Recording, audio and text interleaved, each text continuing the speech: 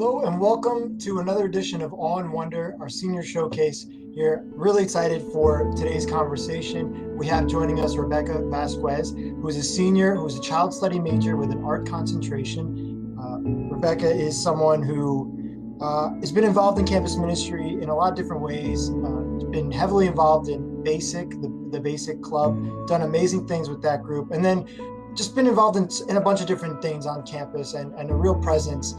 Something that I think is cool about her presence is she's got a really great spiritual depth to her that I noticed early on in her journeys through the college was really strong and special and unique to her. And so it's really exciting to see her growth and to see where she's going next and to just kind of be able to witness that, bear witness to everything that she's done and will do. So I'm going to zip it now and let's welcome her in and let's get to it.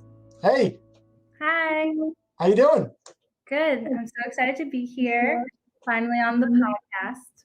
Yeah, I've never been on a podcast before, so definitely can write that in somewhere somehow.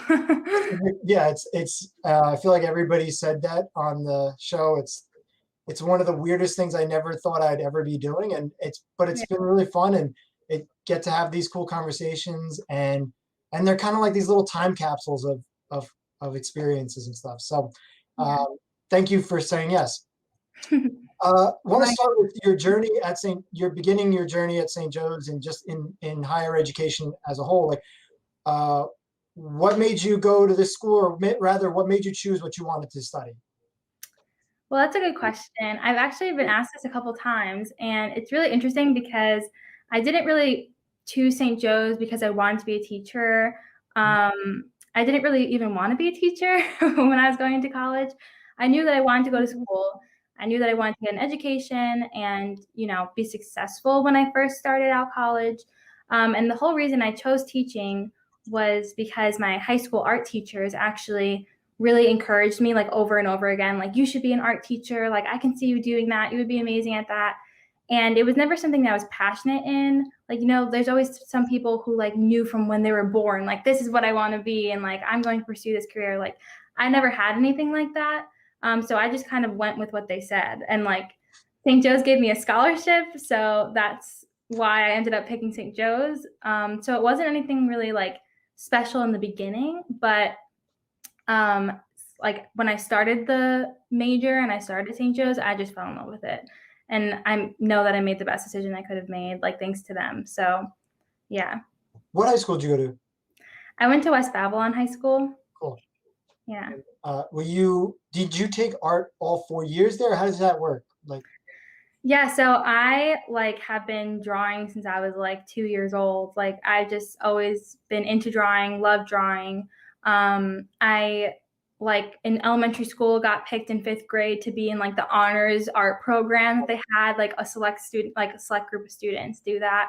And that was really cool. And I think that's what began me, like, being like, wow, I'm actually good at this. And so, I was always in those honors art programs and stuff like that.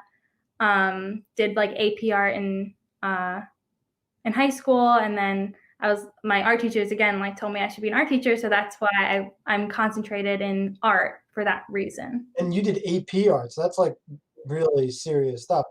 Here's a fun thing to think about. Was there something that you drew or created as a child where you, like, remember going, oh, this is special? Like there's, like, is there, like, one specific piece that you?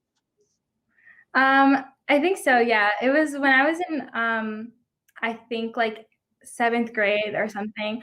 I had this art teacher who was amazing at art, like, just beautiful artwork, like, all over her classroom. And, like, everyone felt really intimidated by her a little bit. Like, and I mean, this was middle school, so, like, it's nothing crazy, but, like, I remember I did this piece where we had to draw the back of our head. Okay. And I spent so much time with colored pencil, like, going in detail around, like, all the highlights in the hair and, like, adding all these different colors that no one really thought to add and stuff. And my teacher gave me such a compliment in front of, like, the entire class.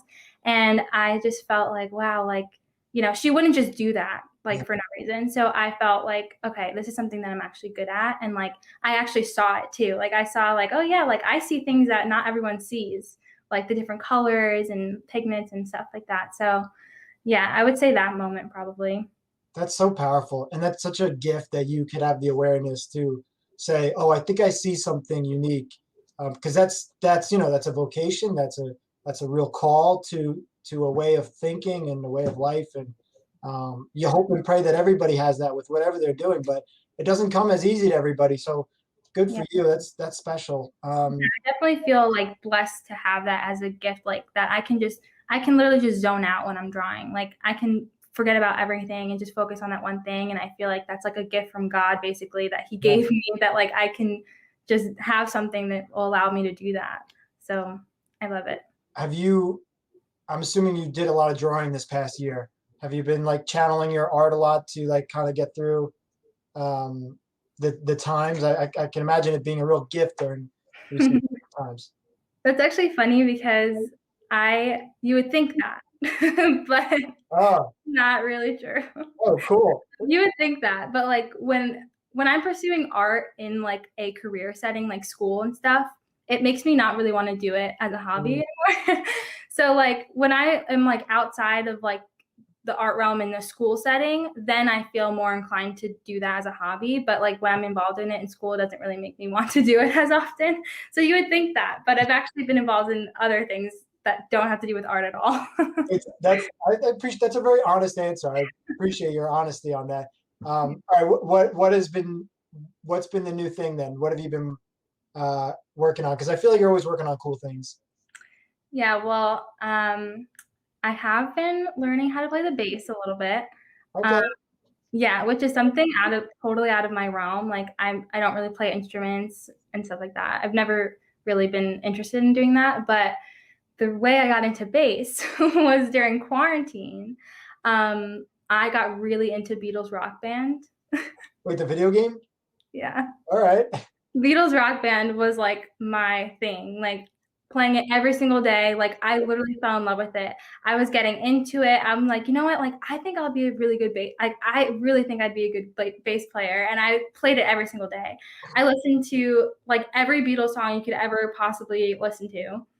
And I just fell in love with it. So as a gift for my 2-year anniversary, my boyfriend got me a bass guitar. That's awesome. And I have to say, I do love it. It's amazing. Yeah. Well, I play the bass as well. Actually, it's a small fact that not many people know. I didn't know. But what's your favorite Beatles song? Don't Let Me Down. Cool. A lesser known song, but I got you. Yeah, it's a great song. I love that song. Now, is that your favorite song to play on the game too, or is there another song?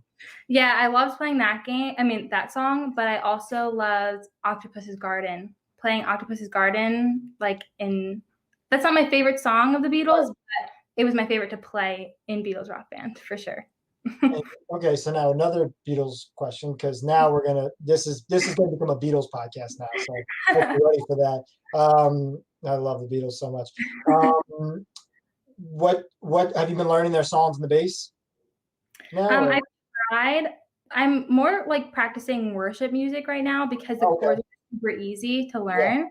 Yeah. But I want, like, my goal is to be able to play a Beatles song like properly. Yeah. It's hard. The Beatles music on the bass is hard because Paul McCartney is a genius, and they really were very deliberate in the way that they use the bass instrument. Whereas some bands just kind of use it to just lay down that track, and that's fine. But the Beatles really, it's very rhythmic. And the Beatles, I never appreciated the Beatles so much until I started playing Beatles Rock Band. I encourage anybody listening right now to play Beatles Rock Band, because it literally lays down the foundation of like everything. Like they started everything. They are amazing. They're geniuses. It's incredible. Yeah. I mean, it's, you could play Beatles Rock Band to get that. I'm glad that game's out there, that it's doing that for people, because it is really important for people to understand that what they did for music is something that so many people don't realize. Anything you listen to now is hands down because the Beatles started it. Yes, exactly. And you know what's interesting too? I always thought, and this is just such a random thing now, but I love it. Is the Beatles were putting out like so many albums so quick. Like they were just pumping them out. And now something that bothers me a lot is that I feel like so many people get really precious about their gifts, about their art, and they can be like, it's every 10 years you're gonna get something from me and it's gonna be great and you're gonna whereas like I felt like the Beatles were so just like we love to play and we want to give you stuff. Like and like Yeah. how divine is that in a sense of like the fact that they just wanted to share and give and Which is great because like I feel like it's such a special thing, like what they have put out into the world, because like if they did wait, like you're saying, yeah. like the culture changes so much, like influences change so much. Ooh, And like because they did it in the moment that they were feeling that, or like knew exactly what they wanted to do and put it out there, like changed so much for everyone. Like every musical artist in some way is influenced by the Beatles. yeah. And I think like when you spend all that time like thinking about it and then like trying to see, okay, what's like up with the culture now, and like what are people listening to now, what are they into now, it's like it doesn't make things as like unique and special anymore, because you're just like, just taking what's going on now and like, adding a different thing to it. Whereas the Beatles literally created like music, like Yeah. it's incredible. So that's cool. I'm so happy to see that Beatles rock band is keeping everything flowing and we always have Beatles playing in the house, so that's fun. So you said you play worship music. Now that's a great segue because you were the president of Basic, and you've done so much with that club. And I just saw you did a really awesome worship night, which you streamed, and the quality of that was like stupendous. It was really, really like a very cool viewing experience, which I thought was really awesome. Tell me a little bit about Basic and what that event was for, because I thought it was a good cause too. Yeah, definitely. So Basic is a Christian club on campus that have been the president for. Today's my last day as president, and I've been the president for Basic for the last year, so since last semester, since the fall, and it's been really awesome. I mean, it's not ideal because everything's virtual and like it's all Zooming and stuff like that, but the turnout has been great, and like I can't even express to you like the relationships I've built in Basic. Like it's just been so nice to have people on campus that you can just like talk to about stuff like faith, because that's such a like a personal thing to people. Yeah. So like I feel like that's what's so special about Basic that I just loved, was just the fact that like we can have that time to just talk as like, same aged people in college dealing with the same things, and just talk about God and stuff like that.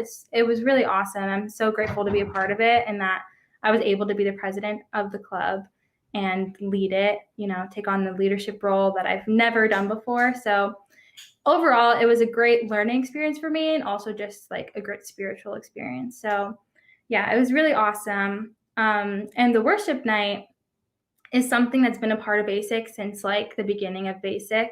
Mm-hmm. And it's basically just a fundraiser event for Soundview Pregnancy Center. And they're great because they're a nonprofit organization, and like they really do care about like women, and care about giving free services to women who are dealing with unplanned pregnancies. So it's just a great cause in itself. So we really, encourage people to donate to them. So yeah, it's an important cause too. yes, In today's world. definitely. So yeah, we had to kind of figure out how we're going to do the worship night virtually because we can't have people there. So my church actually does live stream for their services. So my boyfriend was working at the church last year, and that's how we kind of got in last year for our worship night. And we were able to use their camera equipment, everything set up to like the soundboard, like all set for us, like didn't have to pay anything, or like we didn't have to rent a studio out or anything like that. So like we were really blessed with like the opportunity to just like go in and use their equipment for free. And then we did that for this semester also, and it's just it's beautiful. They have great cameras and a great sound system, and it's really awesome. It's like working with a real like studio. So yeah, well, it was a really great viewing experience, and that makes sense now as to why it was so good. But I keep saying this in all the podcasts. and people are probably like, enough, but I'm going to keep saying it, is there's just such a spirit of collaboration in everything that I keep hearing from all of you. And that's another example of it, where you see a community, you see other people that, hey, if we teamed up for something good, we can help each other out. And so that's really awesome. Good for you to be able to connect those dots. Thank you. That's cool. Yeah. And it looked like it was a real big success too. You had a lot of people tuning in. It's awesome. Yeah. Yeah. I mean, we still have the GoFundMe link up, but Cool. we're about like $200 away from our goal. I think like less than $200 away from the goal that we set. So that's just awesome. Like, I'm just so grateful that people watched and donated. Yeah, send that over, and we'll put that in the link in the show. Yeah. Oh, that'd be great. Yeah. What do they always say? It's like, it's in the show notes. That's what, like, real podcasters say. Box below. Yeah, it's in the show notes below. I feel like I always hear podcasters say that. And I'm like, Yeah. I've never gotten to say that. It's in the show notes, guys. Go, I don't know. But when does it end? Is it going to be open for a while? Because this will air. Yeah, I'll leave it open. I mean, okay, cool. it's time to close out, so I'll leave it open for everyone. Oh, awesome. Great. That's so cool. So I wanted to also hear from you about some of the other things you've been involved in, because you've been involved in a bunch of stuff, and like, I'm using this opportunity here this time to just kind of run down memory lane with some of you about great things you've experienced. So what are some of the things you've been involved in on campus that you are reflecting on now as you graduated? Yeah, so I would say probably the biggest part is just being part of campus ministry and like doing the service trips that we did together. So I went on the winter break trip and the spring break trip, and those really like shaped me as a person. So that's probably one of the biggest things that I could reflect on, was doing those trips, because, like, being in a commuter college, like, you don't dorm, like, you don't really get that opportunity to like be stuck with a group of people, kind of like, not to put it in a like negative sounding way, like a negative connotation, but like, it's just that's what it is. Like, you're basically stuck with a group of people, and like, you have to work with them and like spend time with them. And I always wanted that experience. So I felt like, I can do service and then also kind of get that like dorm like experience, and just like really, be able to spend a lot of time with students on campus and stuff. And that was just an awesome experience and a big part of my faith journey. So that's definitely something that I'm going to keep with me like forever. It's a really sweet thing. And it's so nice to hear so many of you say that about not only campus ministry efforts and our trips, but just different opportunities to be in community for service. Obviously, because you're all guests on the campus ministry show, there's a tie in there, and there's a special bond. But you all have been involved in so many different wonderful things but when it's service and it's community, like you said, it's really special, right? It's just like, it's just it's like a bottle. Yeah, I definitely made like really special bonds with people there, like, and like, not in the way where it's like, oh, we're best friends, we're hanging out all the time, like, but I still make connections with people that I still talk to now, and like, I can talk about, like deep stuff with them, even though we don't hang out all the time. But it's just like, we have that special bond that we made on that trip, that like will just kind of stick with us, so it's really awesome. I'm grateful that I could have done that, before COVID hit. So I know it feels like it was so long ago. And yeah, I've been reflecting on those trips a lot too, of how appreciative I am of them and all those memories. Now you went to Camden, and you went to North Carolina. Where did we go? Yeah, I think it was South Carolina. Curate Beach. And then was there another one, or you were on those two? I was on those two, yeah. Cool. And then I did some of the food pantry stuff with you guys, Lighthouse Mission, that kind of stuff. Weren't you? I think you were the one that suggested Lighthouse Mission to us. I think I had brought it up, but you guys were already going. Oh, like I had brought it up. Take credit for it. Take credit for it. It's okay. No, but I did.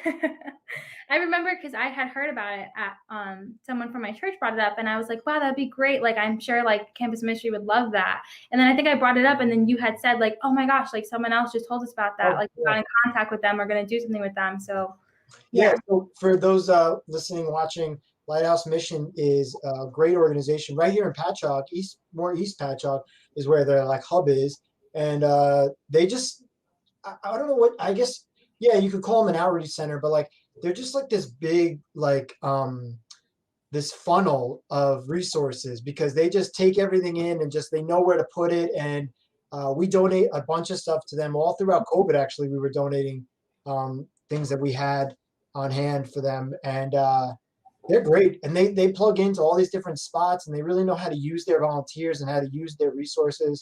It's a pretty amazing system they have over there. Yeah. Yeah, it's And they cool. always have a lot of people coming, like to, for the food and everything. Like when we went, Yeah. a couple of times, they had like lines down the street of people coming to get the food. So it's really awesome. Yeah, it just shows you how there's so many people in need all over the place. I think one of the things that I always learn with all the students and myself too is that there's people struggling everywhere. And struggle is such a weird word because it's never what you think it is, and you never know who's going through what. Yeah. And it's important to have that wherewithal. That's really awesome stuff. And yeah, it's so cool. All these conversations are getting me so excited to do things again. I know. That's the struggle.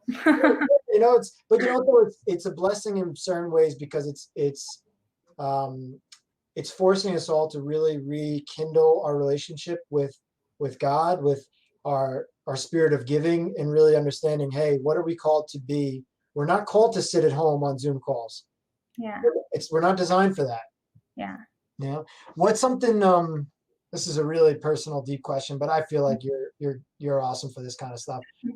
What do you think is something you've been learning about yourself in this process of this year? It's a big year of reflection. I'm sure you've been thinking a lot about things, but what are some of the things you've been thinking about? I would say patience is like probably number one thing. In many different ways, like just, patience as in like being patient with like the way time is moving and like, being patient with like my career and what's going to happen and not really being too worried about it. And then patience with like children because I'm teaching. So like, I feel like that's probably the number one thing I've grown in this year is just being patient with the learners, being patient with myself. That's like the number one thing. I could talk about so many different areas, but we would be talking forever. But like, yeah, patience I think is a really important virtue. I know we say that all the time. Patience is a virtue, but it really is, especially in a year like this. Yes, and it's funny. It's because it's funny that you're saying that because a lot of people say like, be careful what you pray for or whatever, because like God will give it to you. So like if you pray for patience, it's going to bring you different things, throw them at you to like help you build your patience. But it's true. It's so funny you say that because I was so this is the year of Saint Joseph. In the Catholic Church every year is a certain saint or a mission, and so this is the year of Saint Joseph, which is a really big deal. And I've been talking about it a lot with people, and I think some people are like, "All right, Christian, like what do you?" And I'm like, "You don't understand. Like you don't get like this isn't like you're not getting this next year. Like this is our year. It's a big deal." And I keep saying the same thing because I've been praying to Saint Joseph so much more now in my personal prayer, and I feel like he's given me a workout this year. You want prayer? You want to pray to me? Like, okay, I'm going to teach you about you as a man. Like, I'm going to make you really double down on who you are. Like, I would say like I'm definitely exhausted from all the things that I've had to endure. I feel like with just being a senior and like all the work on top of everything else. But that's why I feel like I do feel stronger in my patience. Not like I'm like the most patient person, but like it's grown slightly. But that's enough for me right now. Yeah, well, I think that's again, you're giving really honest answers and reflections here, which is important. It's not a matter of like you got to change drastically. It's little victories here and there. Yeah. Collecting those up, they're like these little coins. You just keep collecting them, and it really does amount. As we get closer to graduation, it's like right here, especially when this is airing. I think this is going to air like right a week or two before graduation. I'm so nervous to ask this question because I don't want people to think like you got to have a crazy big answer here. But like, what are you thinking about and praying about as your next steps? Like, what are you looking forward to or hoping for? Yeah, that's a good question. I would say just like more growth and myself and just like learning more about myself. I feel like I've spent so much time like being busy and like working hard and all this stuff, and like, you know, there hasn't been a lot of time to like reflect on myself and like where I want to go and like, you know, and like what areas I want to grow. Like I feel like I don't know a lot of those big questions about like, you know, what really I want to learn. So I don't know. So I would say just like I'm looking forward to just like learning more about like how I can grow and what areas I can be like show my strengths in and what areas I have weaknesses in. I feel like going into career life now, I feel like I can really like hone in on those things. Where as a student, it's a little bit more difficult because there's so many distractions in front of you, you know? So probably that, and just also just expanding myself a little bit more. Like I'm going to be a teacher, and like, that's so crazy to me. That like, I'm just going into it now, but I do feel like I can just see how I can, you know, spread myself out a little bit more now. So like to people, like be more, you know what I mean? Yeah.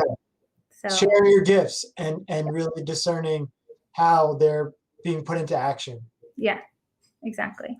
That's awesome. Oh, that's so cool. And maybe starting, I was expecting the answer to be to start a Beatles tribute band, but well, that's another option. I think that's I think I could see that down the road. Yeah, totally. Me and Paul up on the Well, Rebecca, thank you so much for joining us for this conversation and sharing a bit about who you are, where you're going next. And I think, you know, like I said in the intro, you have a really awesome spiritual depth to you that is really special. We'll be praying for you and wishing you the best. And I know that the feeling will be mutual too. And I really, I hope that we stay in touch and know that the door is always open. Oh, thank you. Thank you for having me. This was really cool to finally sit and talk with you because it's been so long. Yeah, that's it, yeah. But yeah, this was awesome. Thank you. And I'll be praying for you too and for the campus ministry as a whole. So thanks for tuning in for another edition of Awe and Wonder, our senior showcase. Thank you to Rebecca for being on the show and just offering such a really fun conversation. She's a great person, really deep person with so much to offer, and it's really wonderful. And I'm so excited to see what she does next. She's such a gifted artist and really just special fervor in her spirit that is contagious. And I think it's really wonderful. So thank you, Rebecca, and thank you for tuning in. Remember, as I said before, please keep these students in your prayers and your thoughts as they get closer and closer to graduation. Think about all of our students and praying that they have a wonderful journey and that whatever is in store for them next is something that is truly life-giving. So, all right, have a great day, and we'll see you next time. Bye.